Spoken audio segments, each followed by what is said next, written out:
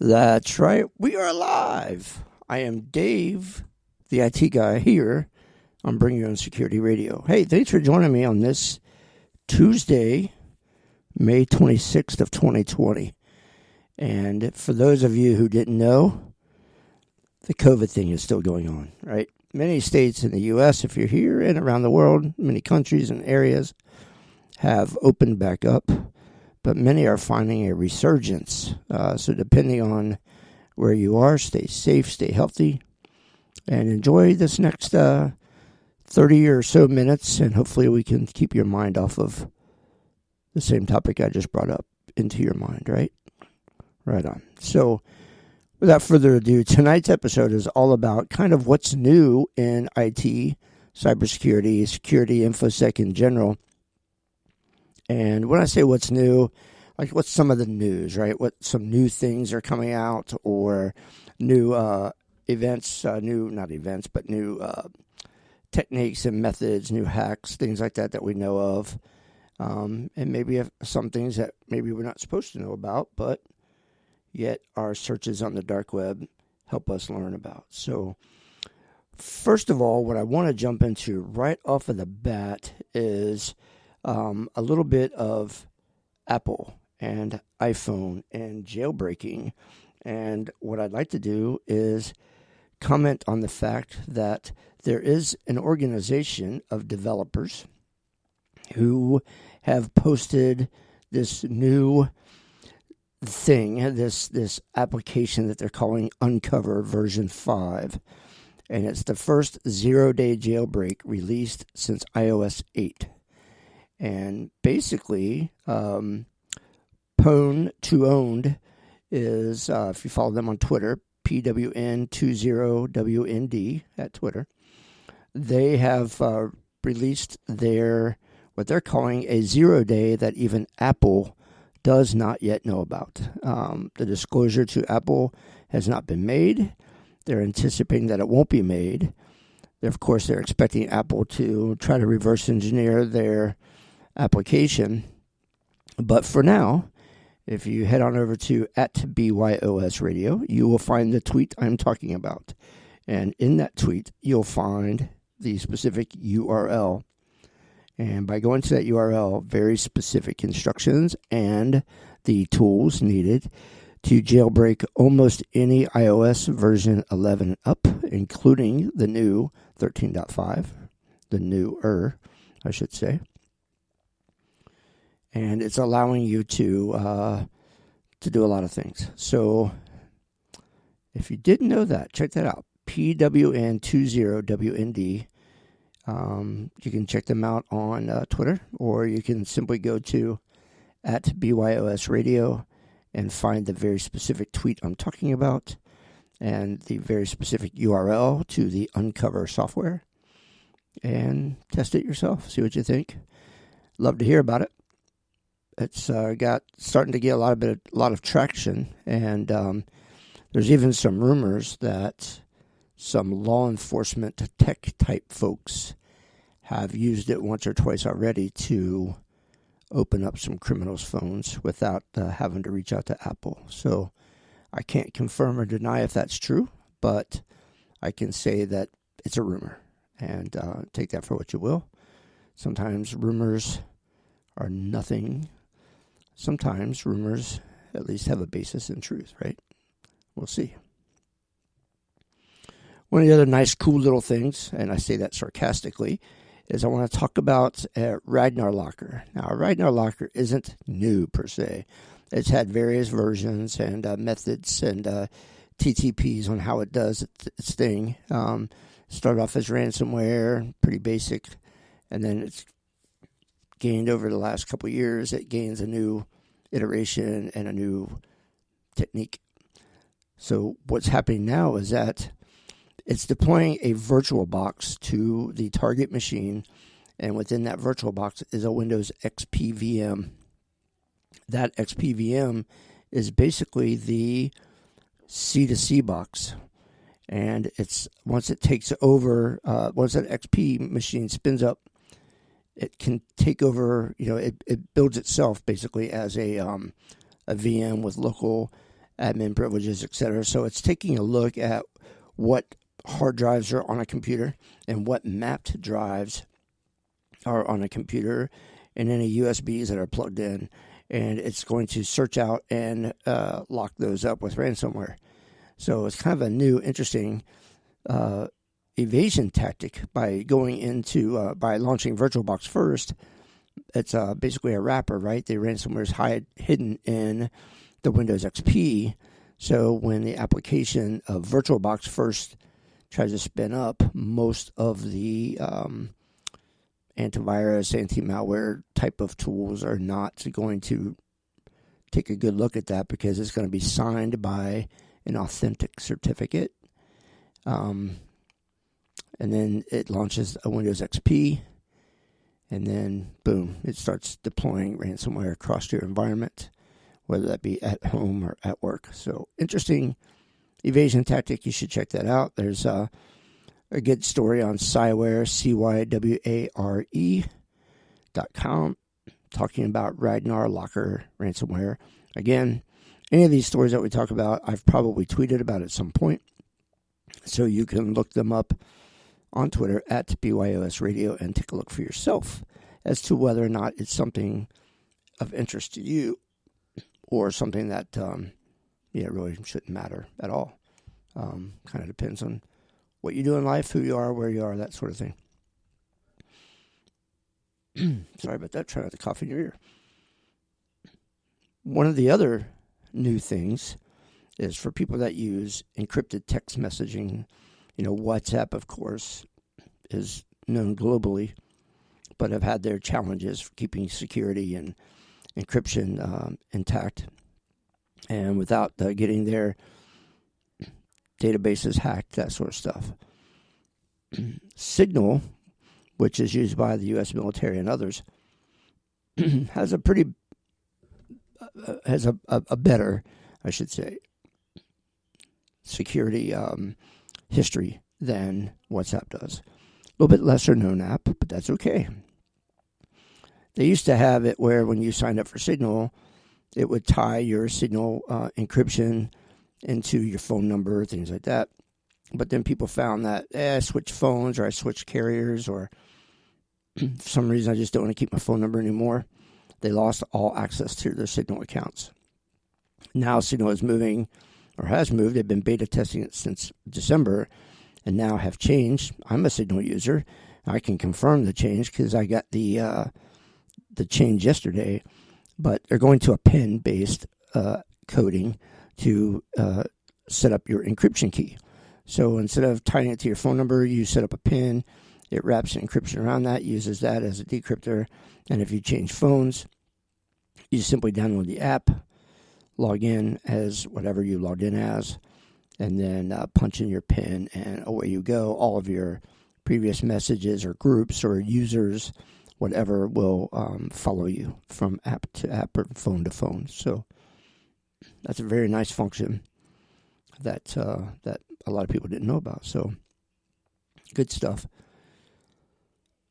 Excuse me, goodness. Gotta try not to cough in everybody's ear tonight, but I've got this little bit of a thing going on. I can't seem to get over it. So we all know, of course, that a lot of the, or if not all of the hacking conferences this year and cybersecurity conferences, things like that, RSA, Black Hat, DEF CON, Wild West Hacking Fest, you name it, Circle City Con probably, if they don't change. But a lot of these are going virtual, right? So DEF CON already announced they're certainly going virtual with DEF CON has canceled tweets and T-shirts and things. Black Hat's already announced a very reduced rate, but they're doing all of their presentations throughout the 3 days over the course of August to an online community, and you can still purchase tickets and have access to all of those and the keynotes and things like that. So a lot of the content, and they're even trying to, a lot of the presentations as well, especially the village where a lot of the up-and-coming developers want to present their stuff. There will be actually probably in a better format that you can watch those presentations online if you've ever been at Black Hat and you've tried to watch some of these people develop, if you're not, or that have developed, I'm sorry, and they're trying to demo what they've made, if you're trying to stand in the back and watch these presentations, often you can't see the screen, or you've got so many people walking between you and the screen. It's distracting. It's loud. So to have these kind of presentations happen online with those distractions gone, in my book, is actually a better way to do that particular part of Black Hat and or DEF CON. Now, of course, there's nothing to be said about hands-on at DEF CON. That's just the way to go. And there's something to be said about being able to interact with your peers at Black Hat or DEF CON for that matter, or any of these events. But at least being able to hear the information without interruption and without loud noises is, in my book, at least one part that'll be better online. So with that said, a lot of them are going online. If you have a favorite thing that you like, whether it be a B-Sides event or whether it be one of these bigger events, you should look it up. Most of them are doing that cyber stuff, cyber presentations, cyber stuff, right? Hashtag cyber stuff. I don't know. Just kidding. Let's see what else is going on. Turbo Lister 3, Turbo List. So it's Turbo LIST 3R. Came out in December of 2019, but it's an automated subdomain scanning tool. If you haven't seen that one, that's kind of interesting to play with. There's another one called FFUF, means fuzz faster, you fool. That came out in December of 2019 as well. Let's see, what else is there? There's a couple, like hacking capture the flags and things like that are online or moving online later this year. So still have that opportunity as a team or as an individual to compete and do some of those things. So look for those as well. In-map Automator. So this one apparently came out also in December of 19, and I did not see it. I use in-map, but for whatever reason, I don't know in-map Automator. So I looked it up about a week ago. I saw it. I'm like, okay, let me bookmark this. Maybe I'll go grab it later. It's supposed to be a tool used during an OSCP for some simple recon. Maybe it's a tool you can use when you're going for your OSCP certification, right? Maybe. Anyway, interesting tool, but I'm going to have to play with it. What else do I want to tell you about? Oh, so if anybody has been looking for a what would we call it here? Maybe a SOAR, automated response, right? SOAR, an open source SOAR.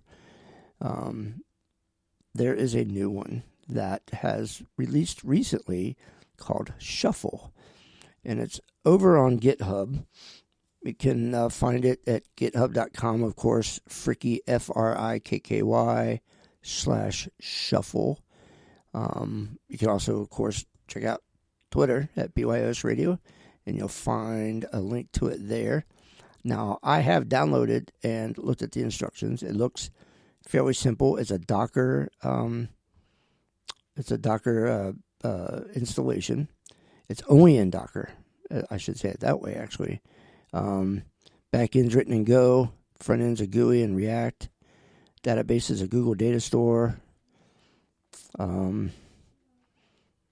Basically, it's pretty much just open source, plain and simple. Get it going.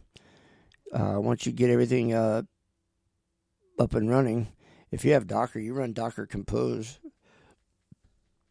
run a git clone, etc., cd shuffle, and get that Compose up. Let it run.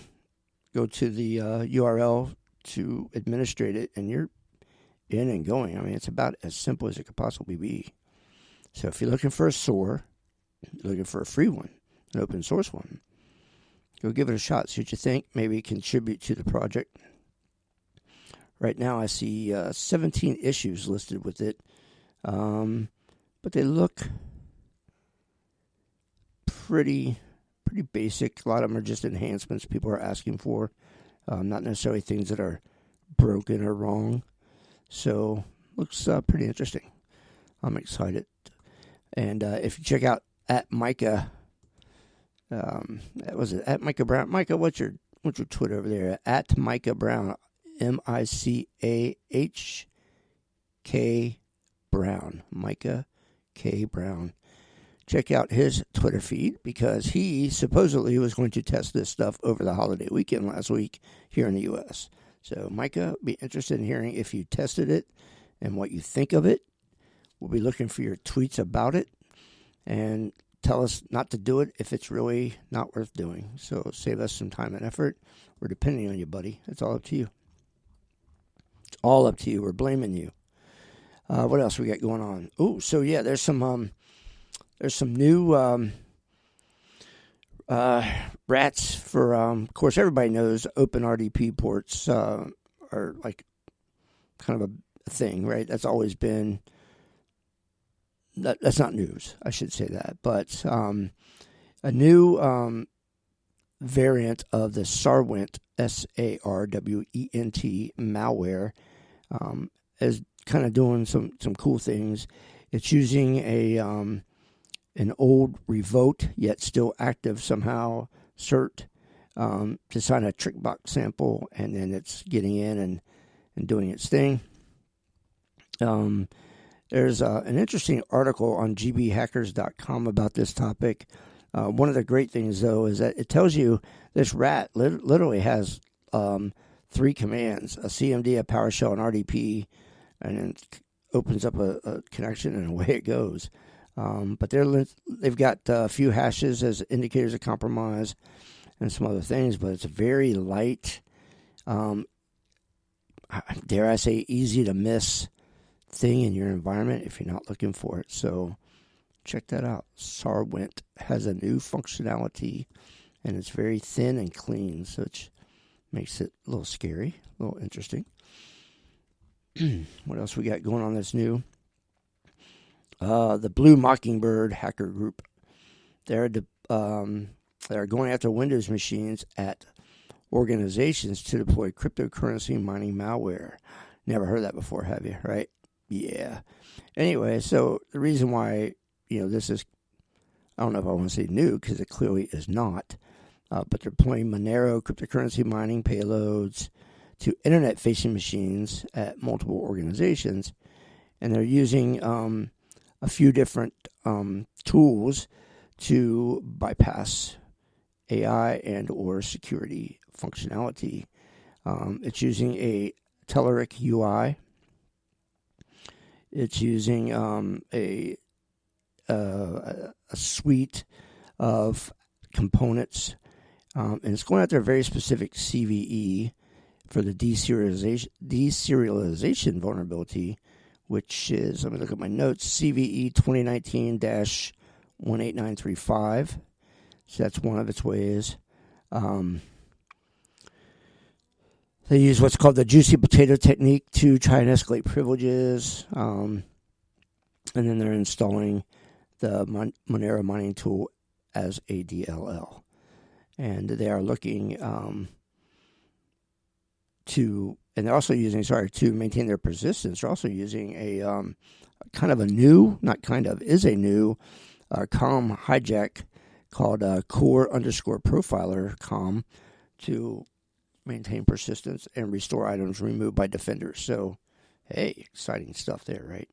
So check that out. If you don't have anything else to do, check out Blue Mockingbird Hacker Group and how they're attacking Windows machines. That's on various websites and blogs, so you can find that if you did not already know that was happening. Let's see, what else? There's a lot more going on, but before I go any further, I would like to take a quick break and A, swig of water and clear my throat, and B, I just want to introduce a new friend of ours here at the show, and Thomas. He's got a podcast called Physical Attraction. He talks about physics, science, technology, kind of how things work in our world, right? How people see it, how they use it, nuclear fusion, to existential risks, right? So for those of you that are into deep thinking of the scientific and developments and cutting edge things like that, this is probably the podcast for you. So I'll be back in just a moment, and here's a little bit more about physical attraction.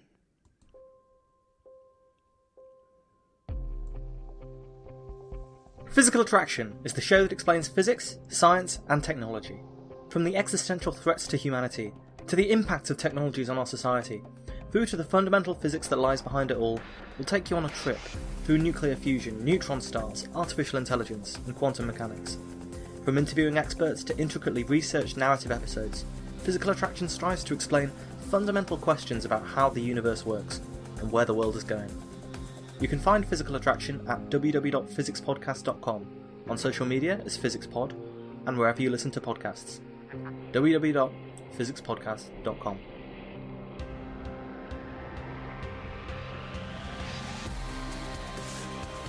Alrighty. I appreciate you sticking with me while I take that quick swig of water and get that frog out of my throat, and to give Thomas a chance to tell you about his new show. It's really not new, but gosh, he's really just come out like gangbusters all of a sudden. It seems like now. I didn't know much about his podcast too long ago, but once I had a chance to get into it and start listening to some of his episodes, you just go down rabbit holes. Like, wow, what? No, that you can do that. It's a lot like technology, right? You learn one topic and you find that you are going to go in circles because there's so much cool stuff that he's talking about and so many cool topics. So awesome. All right. So kind of lastly, before we square off for the night, I wanted to take a look back at 2019, not 1919. That'd be interesting. I wanted to take a look at 2019, and I wanted to find out what were some of the predictions or forecasts that were going to be some of the biggest things in 2020. And now that we're kind of almost halfway through this year and how the world globally has changed and technology has kind of made some random changes, I wanted to look and see how much these were really kind of had taken hold. So go follow along with me, and okay, you can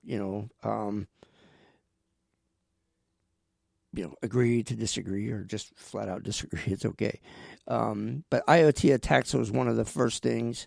They were expecting major IoT infections and cyber invasions, and I'm not sure if I would say major.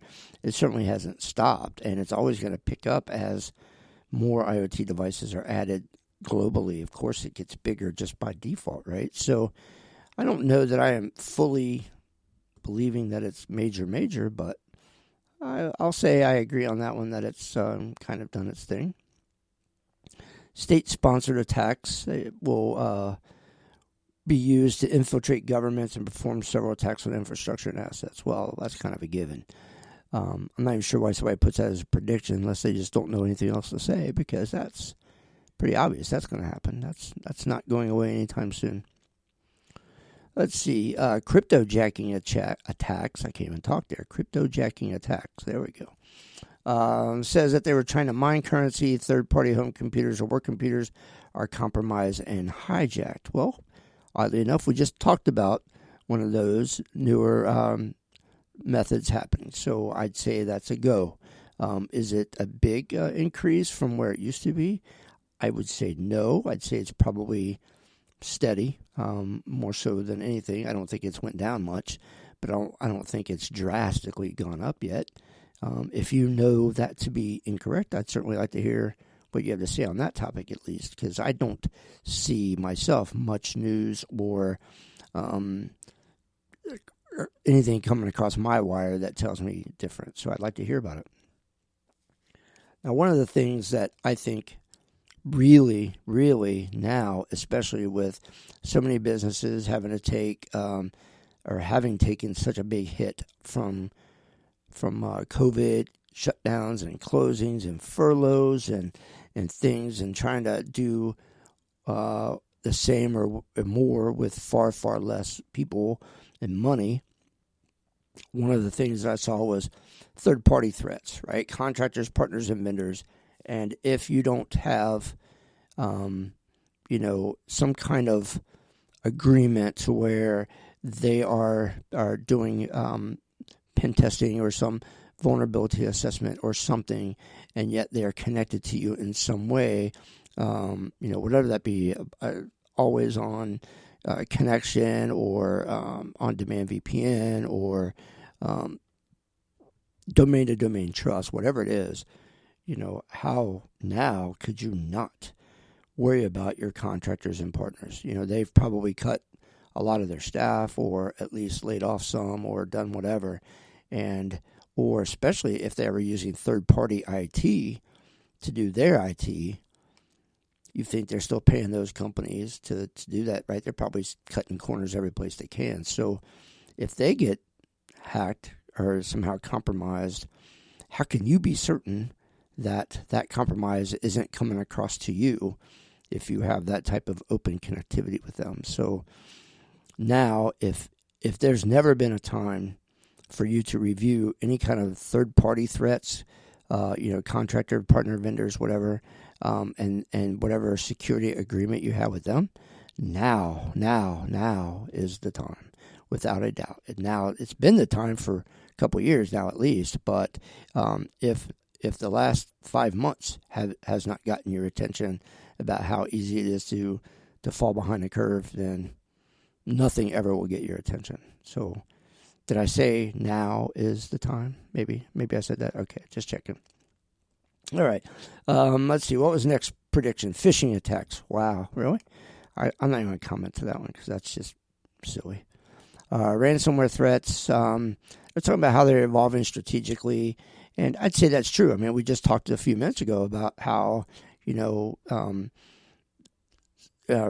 is now trying to do launching VMs and things like that, and then encrypting you from that way. That way, command and control traffic doesn't even go outside your network. So you're seeing the CNC coming through. It's staying inside your walls, right? And then all of that, if you get hijacked and get ransomware, then you might see the payment go out your walls when somebody pays their Bitcoin. But it's interesting. You won't even see that traffic exfiltrating out. It's all staying in your wall. So that's one layer of security defense that you will not have to detect something's wrong, right? So that was definitely interesting. So I'd say whoever did ransomware said ransomware threats was a prediction and that it was going to get more, they were going to have some evolution. I would say they hit the nail right on the head. Connected cars and autonomous vehicles. Now, I can tell you that over the last 2 years, not counting this year, of course, out at DEF CON, I have played in the car hack village, and I have learned a lot over the last 2 years as to how these vehicles can be, almost any vehicle at this point, can be compromised in one manner or another. Now, granted, most of those compromises you need to be in the car, but some you don't. What I find interesting is that the connected cars, the cars that we see on the streets that people are driving are one thing, but autonomous vehicles and the OS that they're running is now being targeted as well. And not just by the researchers, but by straight up black hats that are trying to, I don't know, maybe they're truly trying to kill somebody, maybe they're trying to murder for hire that way, maybe they're just simply trying to hold these autonomous vehicle companies ransom, hostage in some way. But there's a lot of things that if an autonomous car were to be truly hacked remotely and not sitting in a car with it, what next? Or what if an autonomous Uber picks you up and you are one of these hacker types, right?